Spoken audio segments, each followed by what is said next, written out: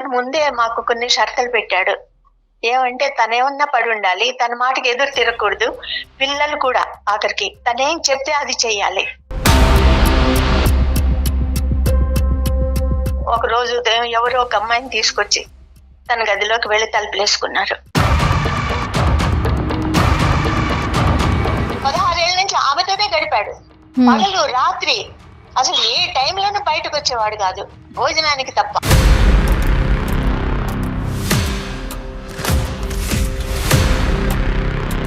ఎవరు లేరు ఆమెకి. ఏదో నేను పక్కన ఉన్న పరిచయాలు కాబట్టి కొద్దిగా ఆ ఉద్దేశంతో నన్ను ఆశ్రయం అడిగింది. దాంట్లో ఏముందమ్మా, ఏ ఆడదైనా కానీ తప్పదు, మరి మనం ఆదుకోవాలి, ఇది భారతదేశం. ఇది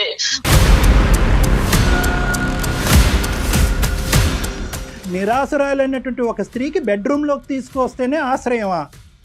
ఇప్పుడు బెడ్రూమ్ అంటే వేరే రూమ్ మనం కట్టించలేం కదా సార్. అందుకని భార్య ఉండాల్సిన ప్లేస్ లో ఎవరినో తీసుకొస్తానంటారు ఏంటండి బాబు మీరు? అసలు మీ బెడ్రూమ్ లో పెట్టి ఈవిని బాత్రూమ్ ఇచ్చారు ఈవిడికి? పెళ్ళన్నా చేసుకోవాలి, ఉంచుకోవాలన్నా ఉంచుకుంటే ఈ రెండిట్లు ఏదో ఒకటి జరిగితేనే జీవితాన్ని ఇచ్చినట్ల. ఆ జీవితాన్ని నేను ఆవిడకి ఇవ్వలేదు. ఆవిడికి కేవలం నేను గార్డియన్ టైప్. పరాయి స్త్రీని బెడ్రూమ్ లోకి తీసుకెళ్తారా? ఇదేం సంస్కృతి అండి బాబు? తీసుకెళ్ళటం కాదు, 16 సంవత్సరాల పాటు అక్కడే ఉంచారు. పిల్లలతో పాటు ఉంచొచ్చు కదా, ఇంకా వేరే రూమ్ లేదా? మేడం, ఈమెని వేరే రూము, ఆమెని వేరే రూమ్ లోనే పెట్టాము. ఇద్దరికి రూమ్లే ఉన్నాయి. ఎవరు బయట హాల్లో పడుకోవట్లేదు. మీరు జాలి చూపించి ఇప్పుడు వరకు మీరు ప్రయాణం చేసినటువంటి ఆడపిల్లతో మీకు ఎటువంటి సంబంధం ఉంది అనేది క్లియర్ కట్ గా చెప్పేసేయండి. అది తప్పు. అలా పరాయి ఆడదాని మీద నిందలు వేయడం చాలా తప్పు. వద్దులేండి, మేము అంత పాపం చేయం. కానీ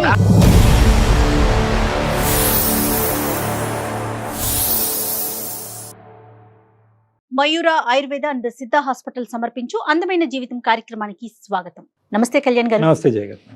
కళ్యాణ్ గారు, ఎప్పుడూ చెప్పుకునేలాగానే నెంబర్ ఆఫ్ మెయిల్స్. అయితే ఒక మెయిల్ చూసానండి, రాధమ్మ ఆవిడ మెయిల్ చేశారు. నాకు మెయిల్ అంతా చదివిన తర్వాత ఏమనిపించిందంటే, డబ్బుంటే ఏదైనా చేసేయచ్చు. అక్కడ అడగటానికి కానీ మాట్లాడటానికి కానీ క్వశ్చన్స్ తప్పు కూడా ఒప్పైపోతుందేమో బహుశా అన్నట్లు అనిపించిందండి ఆవిడ మెయిల్ చూసాక. మరి ఎందుకు డైరెక్ట్ గా మాట్లాడేద్దాం ఒకసారి కాల్ చేసి. తప్పకుండా మేడం, తప్పకుండా. ఎంత భయంకరంగా ఉన్నారండి, ఎంత భయంకరంగా ఆలోచిస్తున్నారో కళ్యాణ్ గారు. బహుశా మీరు కేసులు చూస్తారు కాబట్టి మీకు అనిపించదేమో. హలో అమ్మా, నమస్తే. రాధమ్మ గారా? అవునండి. అమ్మా నమస్తే, నేను జయానమ్మ అందమైన జీవితం ప్రోగ్రామ్ నుంచి కాల్ చేస్తూ ఉన్నాను. బాగున్నారమ్మా? అమ్మ నాతో రైట్ రైట్ కళ్యాణ్ చక్రవర్తి గారు కూడా ఉన్నారు, మీతో మాట్లాడొచ్చా? మాట్లాడొచ్చండి. రైట్, మీరు మెయిల్లో పెట్టిన విషయం ఒకసారి డాక్టర్ గారితో డిస్కస్ చేయండి. మా రాధమ్మ గారు నమస్తే అమ్మా. నమస్తే అండి డాక్టర్ గారు. అమ్మా చెప్పండి, మీ వయసు ఎంత? నా వయసు 50 సంవత్సరాలండి. ఏంటమ్మా ఈ వయసులో వచ్చిన సమస్య ఏంటో చెప్పగలరా? నేను ఎన్నాళ్ళుగానో భద్రపడుతున్న సమస్య డాక్టర్ గారు. మా వారి సంసారాన్ని పట్టించుకునేవారు కాదు. పెళ్ళైన కొత్తలోనే వింత ప్రవర్తన చూశాను ఆయనది. పెద్దలు చేసిన పెళ్ళే? పెద్దలు చేసిన పెళ్ళే అండి. పిల్లలు ఎంతమంది అమ్మా? పిల్లలు 3 అండి. 2 ఆడపిల్లలు, 1 బాబు. ఏం చేస్తుంటారమ్మా అతను? ఏం చేసేవారు, ఏం చేస్తుంటారు? ఆయన ఏం చేయరండి, ఎందుకంటే ఆయన్ని దత్తత తీసుకున్న తల్లి చాలా ఆస్తి ఇచ్చిపోయింది. 4-5 కోట్లు ఇచ్చింది. 1 కోటి రూపాయలు వడ్డీకి తిప్పుకుంటాడు. ఆ డబ్బు మీదే విలాసాలు సరదాలు తీర్చుకుంటాడు. మా పట్ల ప్రేమ అనేది చూపించడు. పిల్లలు సెటిల్ అయిపోయారమ్మా, చదువుతున్నారా? ఎలా ఉన్నారు పిల్లలు? ఏంటి వాళ్ళ పరిస్థితి? పిల్లలు 3 డిగ్రీలు తీసుకున్నారండి. 2 పాపలు జాబ్ చేస్తున్నారు. పిల్లవాడికి ఇంకా ముందు చదువులకి డబ్బు ఇవ్వనంటాడు. అసలు సమస్య ఏంటంటే, అతను ముందే మాకు కొన్ని షరతులు పెట్టాడు. ఏమంటే తనేమన్నా పడి ఉండాలి, తన మాటకి ఎదురు తిరగకూడదు, పిల్లలు కూడా ఆఖరికి నౌకర్ని పెట్టడు, తనేం చెప్తే అది చెయ్యాలి అంటూ కొన్ని షరతులు పెట్టాడండి. నేను అన్నిటికీ పిల్లల భవిష్యత్తు కోసం ఒప్పుకునే ఉన్నాను ఇప్పటి వరకు. తనకు ఆర్థిక బలం ఉంది, అంగబలం ఉంది. అది చూసుకుని ఈ వీరుడు, అది కాక పురుషుడు పులి అనుకున్నాడు.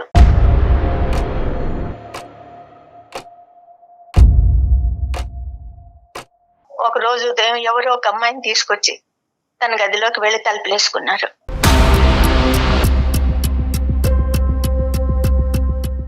ఎవరి అమ్మాయి? ఎంత వయసు? ఎక్కడ అమ్మాయి? ఎవరో చిన్నమ్మాయి అండి. అది 5 గంటల తర్వాత బయటకు వచ్చారు. బయటకు వచ్చి వడ్డించమన్నాడు. సరే వడ్డించాను. ఆ అమ్మాయి చేతులు కడుక్కుని లోపలికి వెళ్ళిపోయింది తినేసి. ఆయన చేతులు కడుక్కుంటుండగా అడిగాను, ఎవరు ఈ అమ్మాయి అని. అంటే చెప్పాడనమాట, ఒక పేద పిల్ల, వెనక ముందు ఎవరూ లేరు, చిన్నప్పుడే పెళ్లి చేశారు, భర్త అప్రయోజకుడు, అమాయకుడు, ఈమెను ఒంటరిదాన్ని చేసి వెళ్ళిపోయాడు, ఎక్కడికో వెళ్ళిపోయాడు వదిలేసి. ఆ అమ్మాయిని ఆదరించడానికే మన ఇంటికి తీసుకొచ్చాను. ఆ అమ్మాయి ప్రాధేయపడింది ఆదరించమని, అందుకని ఇంటికి తీసుకొచ్చాను, ఇక్కడే ఉంటుంది అని చెప్పి వెంటనే తను కూడా గదిలోకి వెళ్ళిపోయాడండి.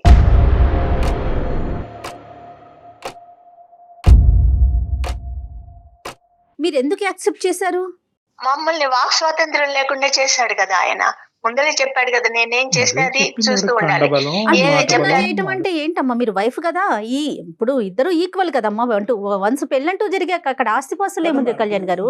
కానీ దానికి ముందు ఇవి రాకముందు మీ స్థానబలం ఎంత ఉందమ్మా? మీ ఒక భార్యగా మీకు ఎంత ఇంపార్టెన్స్ ఉంది, ముగ్గురు పిల్లల తల్లిగా మీకు ఎంత ఇంపార్టెన్స్ ఉంది? ఇవి వచ్చే టైంకి ముగ్గురు పిల్లల్ని కన్నారా లేదా?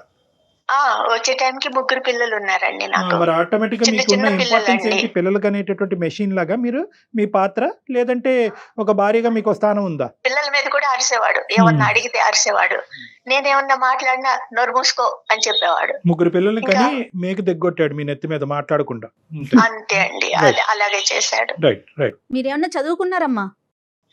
నేను డిగ్రీ చేశానండి. ఏం లాభం, అన్ని చేసి వంటింటి కుందేళ్ళని అయిపోయాను, ఇంటికి పని మనిషిని అయిపోయాను, ఒక జైలుకి పరిమితం అయిపోయింది నా బ్రతుకు.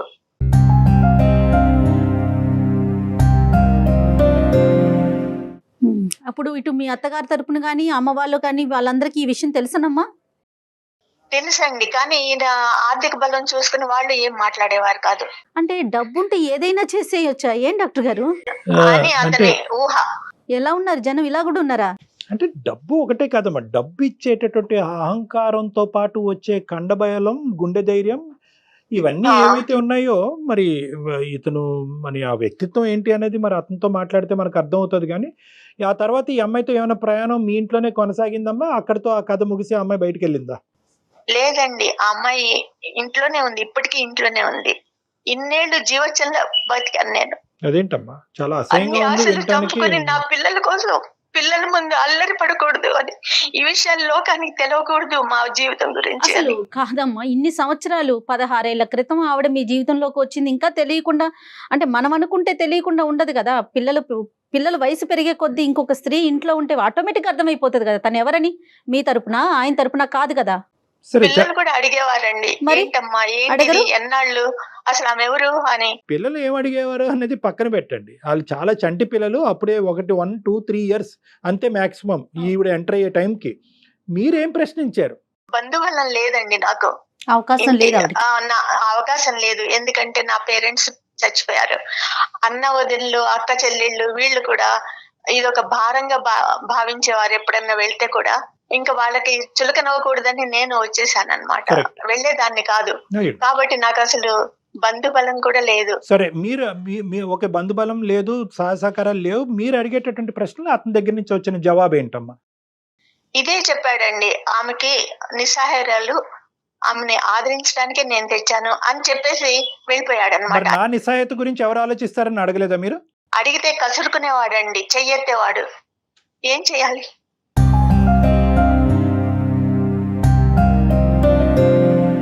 రాదమ్మా, ఇప్పుడు ఆ వ్యక్తి ఎవరైతే కనుక మీతో పాటు వచ్చి 16 సంవత్సరాల పాటు మీ ఇంట్లో ఒక మనిషిగా మీ స్థానానికంటే బలమైనటువంటి స్థానం తీసుకున్నటువంటి ఆ గొప్ప స్త్రీ ఎవరైతే ఉందో ఆవిడ నిజంగా మొదటి నుంచి నిస్సహాయరాలా, లేదంటే ఇక్కడికి వచ్చిన తర్వాత కుటుంబ సభ్యులందరూ కూడా బాయ్కాట్ చేశారా? అసలు ఆవిడ కథ ఏంటి బ్యాక్గ్రౌండ్ లో?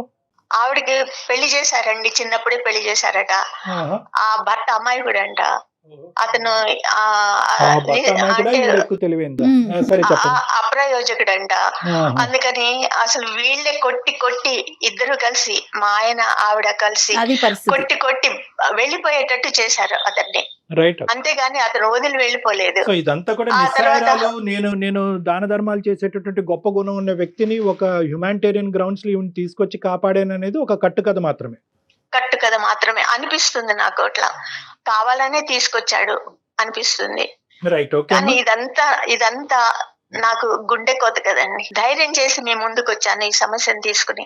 చాలా లేట్ అయిందమ్మా. చాలా ప్రయాణం. మీరు అడిగేటటువంటి ప్రశ్న బహుశా నిలదీసేటటువంటి పూర్తి స్థాయి ఎఫర్ట్ అనేటటువంటిది జరిగిందనేటట్టు నేను అనుకోవట్లేదమ్మా. ఈరోజు ఈ పిల్లల వరకు వచ్చింది అంశం, పిల్లల పెళ్ళిళ్ళ వరకు వచ్చింది కాబట్టి మీరు బహుశా మాకు కాల్ చేసి ఉండొచ్చు, ఈమెయిల్ పంపించి ఉండొచ్చు.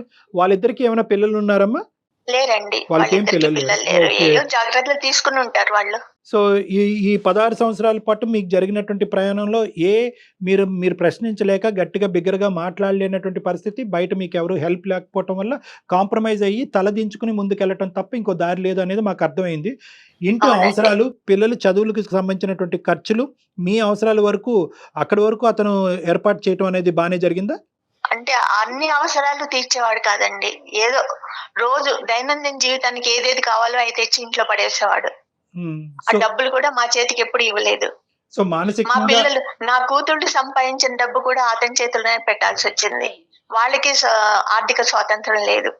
ఇంకేమన్నా అలవాట్లు ఉన్నాయమ్మా ఈ మహానుభావుడికి? అంటే తాగటం కానీ ఇలాంటివి ఏమన్నా?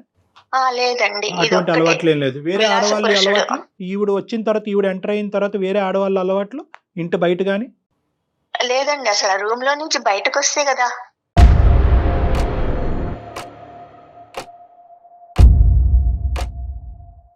కాదు కళ్యాణి గారు, సంవత్సరాలు గడిచిపోయినాయి. గడిచిపోయినాయి. ఇప్పుడు వరకు ప్రశ్నించినటువంటి రాధమ్మ గారు ఈరోజు మాకెందుకు ఈమెయిల్ పంపించారు? అది నేను ఎప్పటికైనా దీనికి సొల్యూషన్ ఉంటుంది మీ దగ్గర అని.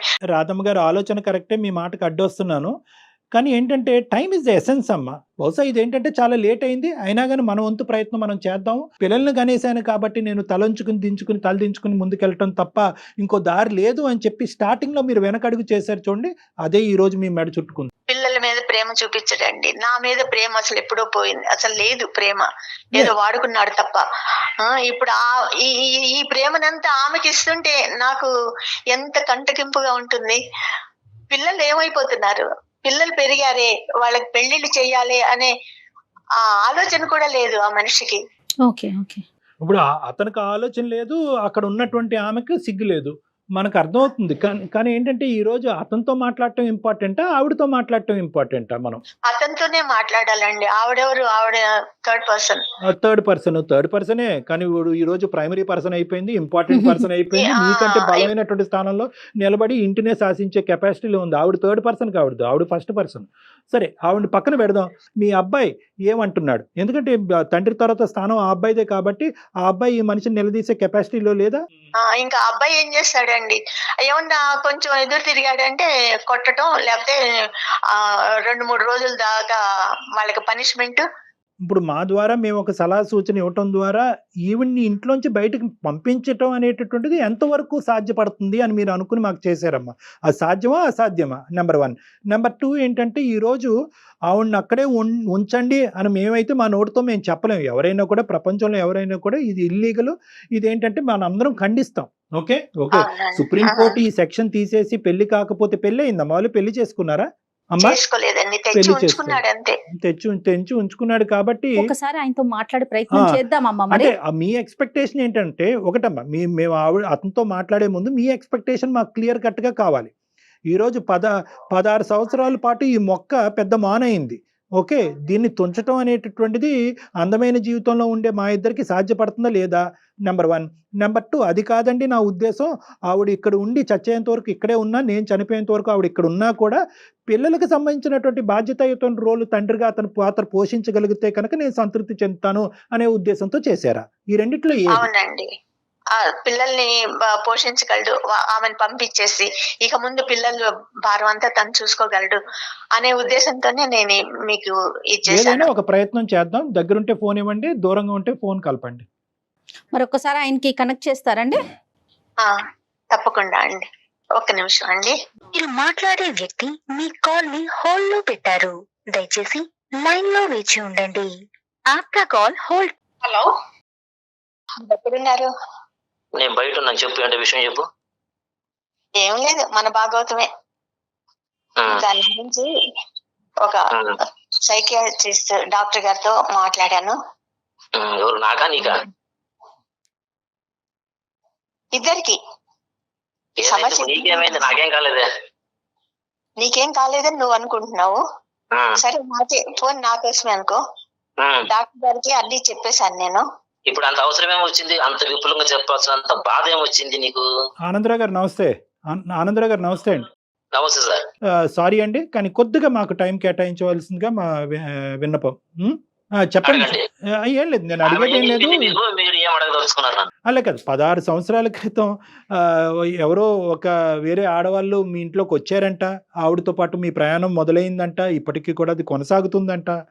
దానివల్ల ఏంటంటే ఈవిడికి లభించవలసినటువంటి స్వేచ్ఛ అవనియండి, ఆనందం అవనియండి, జీవితం అవనియండి, ఆవిడకి లభించలేదంట. దాంతోపాటు పిల్లలు కూడా సఫర్ అయ్యారంట. 3 పిల్లలు, వయసు వచ్చినటువంటి పిల్లలు. బాబు ఎంఎస్ చేయడానికి బయటకు వెళ్ళాలి అంటే కనుక దాని మీద మీరు పూర్తి స్థాయి సహకారం అందించట్లేదంట. ఆడపిల్లలు, పెళ్ళి అయ్యేటటువంటి ఆడపిల్లలు ఈ వయసుకు వచ్చి వాళ్ళు సంపాదిస్తే కనుక ఆ సంపాదన మీద కూడా మీరు డిపెండ్ అవటం జరుగుతుంది. ప్లస్ వాళ్ళకి పెళ్ళిళ్ళు చూడటం జరగట్లేదంట. సో ఇది సారాంశం. మీరేం చెప్పాలనుకుంటున్నారు ఆనందరావు గారు? సార్, ఇక్కడ విషయం ఏంటంటే వినండి. ఇప్పుడు ఒక ఆమె అంటే ఏమి సోర్స్ లేని టైంలో ఎవరు లేరు ఆమెకి. ఏదో నేను పక్కనున్న పరిచయాలు కాబట్టి కొద్దిగా ఆ ఉద్దేశంతో నన్ను ఆశ్రయం అడిగింది.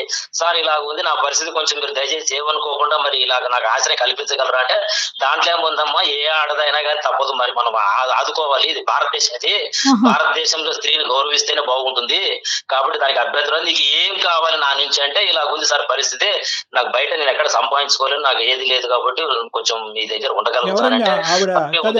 ఆవిడ ఎవరండి? రోడ్డు మీద అడుక్కున్న ఆవిడ కాదండి, ఇంటి అవతలండి. ఆమె భర్త వచ్చేసి కొంచెం మైల్డ్ గాను, తాగుబోతూ, కొద్దిగా చూసేవాడు కాదు, కొట్టేది, ఇట్లా హింస గురి అయ్యేది అన్నమాట. ఆమె కనిపించే మగాళ్ళందరినీ కూడా ఆవిడ ఇలాగే ఆదరణ అడుక్కుంటా ఉంటదా? ఇప్పుడు మనకి తెలిసిన వాళ్ళు ఉంటేనే అడుగుతారు. ఆవిడతో మీకు పూర్వపు పరిచయం ఉంది? పరిచయం అంటే పక్కింటి వాళ్ళు ఉన్నప్పుడు మాట్లాడతారు కదండి మామూలుగా. సరే, మీరు మాట్లాడారు. సరే, మేము ముందే ఖండించాలని అనుకోవట్లేదు, మీ వర్జన్ మీరు చెప్పండి. మీరు ఖండించినా ఖండించకపోయినా నేను చెప్పేది నా వర్షన్ ఒకటే. మేము ముందే మాట్లాడాలని అనుకోవట్లేదు, తర్వాత మాట్లాడతాం, ముందు మీరు చెప్పండి. అలాగే సార్. మీకు కొన్ని పదాలు నచ్చట్లేదు. అలా అడిగింది, తిరిగి వచ్చింది, నా ఇంట్లో ఉంటుంది. అయితే ఉంటుంది కాబట్టి దానికి ఆవిడ నాకు, నా భార్య కూడా నాకు దానికి ఏం అడ్డు చెప్పలేదు. ఇంతకాలం అయింది. ఈ రోజున మరి మీ ముందు తీసుకొచ్చి ఆ బాధను ఎందుకు వెళ్ళకపోతుందో అయితే నాకైతే తెలీదు. ఆవిడకి బుర్ర లేదు, మీకు బుర్ర ఉంది. ఇప్పుడు అది కాదు సార్, సారీ ఆనందరావు గారు, మీ మాటకు అడ్డొస్తున్నాను. ఇప్పుడు ఇక్కడ ఆవిడకి బుర్ర లేదు, ఆవిడకి బుర్ర పని చేయలేదు, ఇంతకాలం ఆవిడ ఒక డిప్రెషన్లో పాతుకుపోయింది, ఆవిడకి బుద్ధి లేదు. ఒక నిస్సాయ స్థితిలో ఉండేటటువంటి ఒక ఆడదాన్ని తీసుకొచ్చి మన ఇంట్లో కూర్చోపెట్టిగా ఆవిడ సహాయత ఇవ్వటం, ఆవిడకు ఒక జీవితాన్ని ఇవ్వటం వల్ల ఇక నా భార్య పొజిషన్ ఏంటి, నా పిల్లల పొజిషన్ ఏంటంటే మినిమం కామన్ సెన్స్ ఆ వయసులో ఉన్న మీకు లేదా? సార్, ఒక్క మాట చెప్తా వినండి. జీవితాన్ని ఇచ్చారు, ఆమెను తీసుకొచ్చి అంటారు. జీవితాన్ని ఇవ్వడం అంటే ఏంటి? పెళ్ళన్నా చేసుకోవాలి, ఉంచుకోవాలన్నా ఉంచుకుంటే, ఈ రెండిట్లో ఏదో ఒకటి జరిగితేనే జీవితాన్ని ఇచ్చినట్ల. ఆ జీవితాన్ని నేను ఆవిడకి ఇవ్వలేదు. ఆవిడికి కేవలం నేను గార్డియన్ టైప్ అంతవరకే ఉన్నాను. నా భార్య నా సొంతం. అది ఆమె ఆలోచించుకోకుండా మీకు వేరే విధంగా చెప్పడంలో మీరు వేరే విధంగా నన్ను క్వశ్చన్ చేశారు. అది తప్పు. గార్డియన్ అంటే ఒక రూమ్ లో ఉంటారా? అంటే అసలు గార్డియన్ అనేటటువంటి దానికి డెఫినేషన్ కూడా చెప్తే బాగుంటది ఆనందరావు గారు. నేను పోషిస్తున్నాను ఆమెని. మీరు పోషిస్తున్నారు అంతే. అంతవరకే. సరే సరే, కానీ వేరేవి ఏమీ లేవు. రెండవది పోతే పిల్లల్ని చూడడం లేదు మీరు, అది ఇది అంటారు. పిల్లల్ని ఎంతకాలం చూస్తామండి? చిన్నప్పుడు పుట్టినప్పటి నుంచి ఒక స్టేజ్ వచ్చేంత వరకు పెంచుతాము, చేస్తాము, స్కూల్కి తీసుకెళ్తాము, వస్తాము. ఇప్పుడు వాళ్ళు పెద్దవాళ్ళు అయ్యారు, ఒక డిగ్రీ చదువుతున్నారు. ఆ చదివే వయసులో వాళ్ళకి మనం తోడు అవసరం, వాళ్ళ దారిని వాళ్ళని వెళ్ళనివ్వాలి. మనము నువ్వు సైన్స్ తీసుకోవాలంటే నేను సోషల్ చదువుతాను అన్నప్పుడు వ్యతిరేకత వచ్చినప్పుడు పిల్లల మైండ్ ఎలా ఉంటుంది? అప్పుడు మనం వాళ్ళని తేలేం కదా. నేను అట్లా ఫ్రీగా వదిలేను తప్పితే వాళ్ళని ఏదో నేను అందరినీ నేను కజ్జాలో పెట్టుకోవాలి, నా మాట వినాలి అని దురుద్దేశం ఎక్కడ లేదు. గార్డియన్ ఎప్పుడు గదిలో కూర్చొనే చేస్తాడా ఆమె పోస్టర్ అంతా?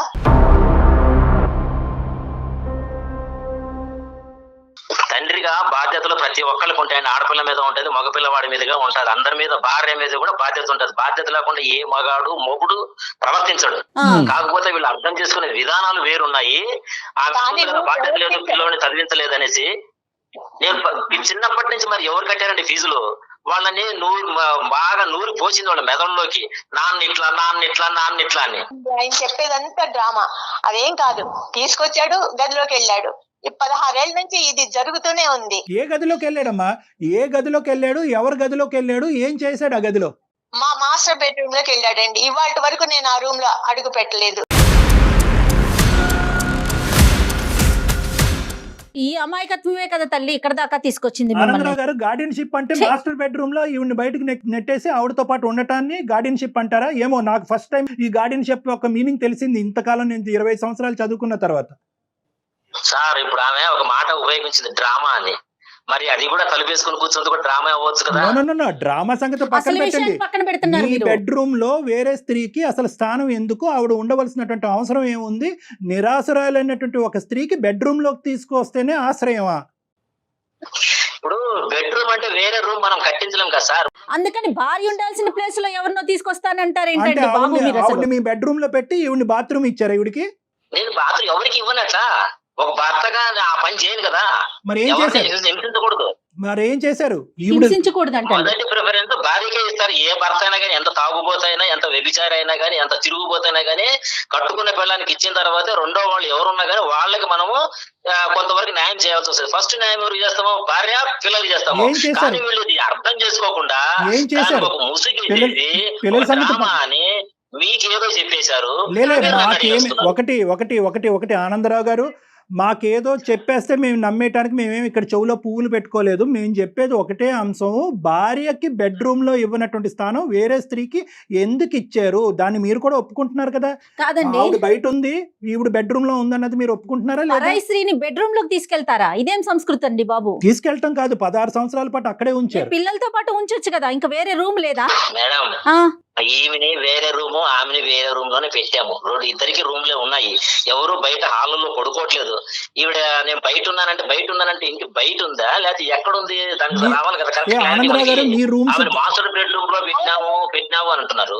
ఆనందరావు గారు, మీ రూమ్ నేను ఎక్కడ ఉన్నానది. మీ ఇంట్లో ఎన్ని రూమ్స్ ఉన్నాయి, ఏ రూమ్స్ లో ఎంతమంది ఆడవాళ్ళు ఉన్నారన్నది మాకు అక్కర్లేదు ఆ లెక్క. కానీ మేమేం జనాభా లెక్కలు రాసుకునే వాళ్ళం కాదు. ఇక్కడ ఆవిడతో ఎవరైతే ఈ సోకాల్డ్ గార్డియన్ అనేటటువంటి ఆడపిల్లతో మీరు జాలి చూపించి ఇప్పుడు వరకు మీరు ప్రయాణం చేసినటువంటి ఆడపిల్లతో మీకు ఎటువంటి సంబంధం ఉంది అనేది క్లియర్ కట్ గా చెప్పేసేయండి. అది తప్పు. అలా పరాయి ఆడదాని మీద నిందలు వేయడం చాలా తప్పు. వద్దులేండి, మేము అంత పాపం చేయం. కానీ 16 ఏళ్ల నుంచి మమ్మల్ని ఏం చూడలేదండి ఆయన. పిల్లలకి తండ్రి ప్రేమ దక్కిందా? నాకు భర్త ప్రేమ దక్కిందా? ఏమి దక్కలేదు. ఆయన ఏదో చెప్తున్నాడు, నాకు భార్య ముఖ్యం అది ఇది అని. 16 ఏళ్ల నుంచి భార్య ముఖ్యం కాక ఇవాళ డాక్టర్ గారి ముందు భార్య ముఖ్యం అయిందా? 16 ఏళ్ల నుంచి ఆమెతోనే గడిపాడు. పగలు రాత్రి అసలు ఏ టైంలోనూ బయటకు వచ్చేవాడు కాదు, భోజనానికి తప్ప.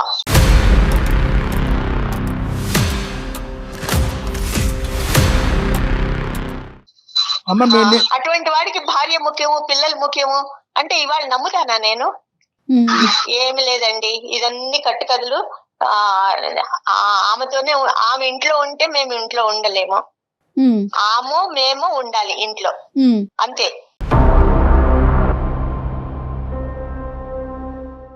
నేను ఒక ప్రశ్న అడుగుతాను, 16 సంవత్సరాల పాటు మీరు ఎందుకు నోరు మూసుకుని ఊరుకున్నారు? మా నోళ్ళు మూసేశాడండి ఆయన. తీసుకొచ్చి ఇంట్లో పెట్టుకుంటే ఆయన మూయటం ఏంటమ్మా?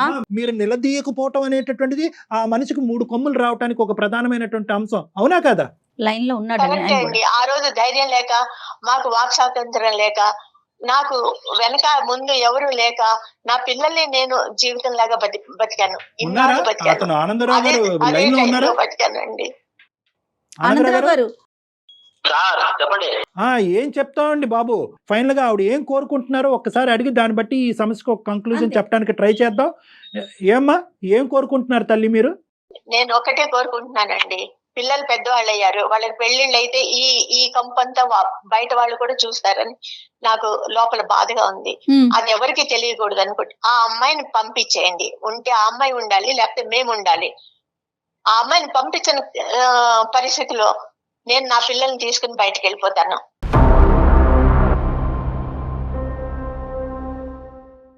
సార్ ఇప్పుడు అదే వాళ్ళు ఉద్యోగాలు చేస్తున్నారనే మనోధైర్యంతోనే బయటికి వెళ్తాను.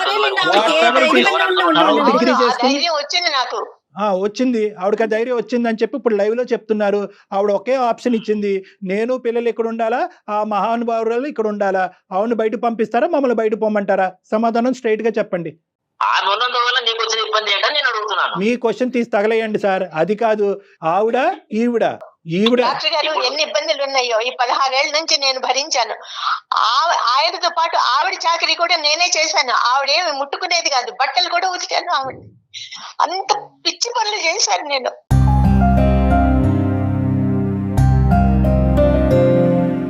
నేను నా పిల్లల్ని తీసుకుని బయటికి వెళ్ళిపోతాను, అంతే. తను ఏం చేసుకుంటాడు చెయ్యి.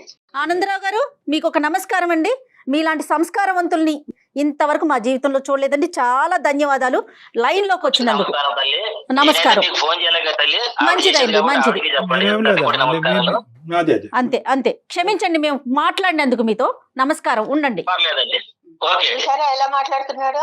అమ్మా అమ్మా అమ్మా అమ్మా అమ్మా ఇప్పుడు ఇక్కడ దాకా తీసుకొచ్చింది నువ్వే తల్లి. ఇక్కడి వరకు తీసుకొచ్చింది మీరే. దానికంటే ఇంపార్టెంట్ ఏంటంటే కనుక ఇలాంటి అంశాలు వింటే కనుక ప్రతి వాళ్ళకి మేమేమన్నా ఈ ప్రోగ్రామ్ ద్వారా రాంగ్ ఐడియాస్ ఇస్తున్నామేమో, ఆడవాళ్ళని తీసుకొచ్చి ఇంట్లో పెట్టుకుని ఆశ్రయం కలిగించామో, నిరాశ్రయులైనటువంటి స్త్రీలు అని చెప్పి ఒక కొత్త కాన్సెప్ట్ ఓపెన్ అవుతుందేమో అనే భయంతో అతను గుడ్ బై చెప్పాం. ఇంకెక్కువ మాట్లాడలేమమ్మా అలాంటి వ్యక్తులతో. మీకు అవకాశం ఉంటే ఒకసారి పర్సనల్ గా డాక్టర్ గారిని కలవండి. మరింత మనోధైర్యం తెచ్చుకోండి తల్లి. మీ నిర్ణయం మీరు తీసుకోండి, సరేనా? ఓకే అండి. ప్రతి అడుగు ఆలోచనతో తీసుకోవాలి, ఇమోషన్తో కాదు.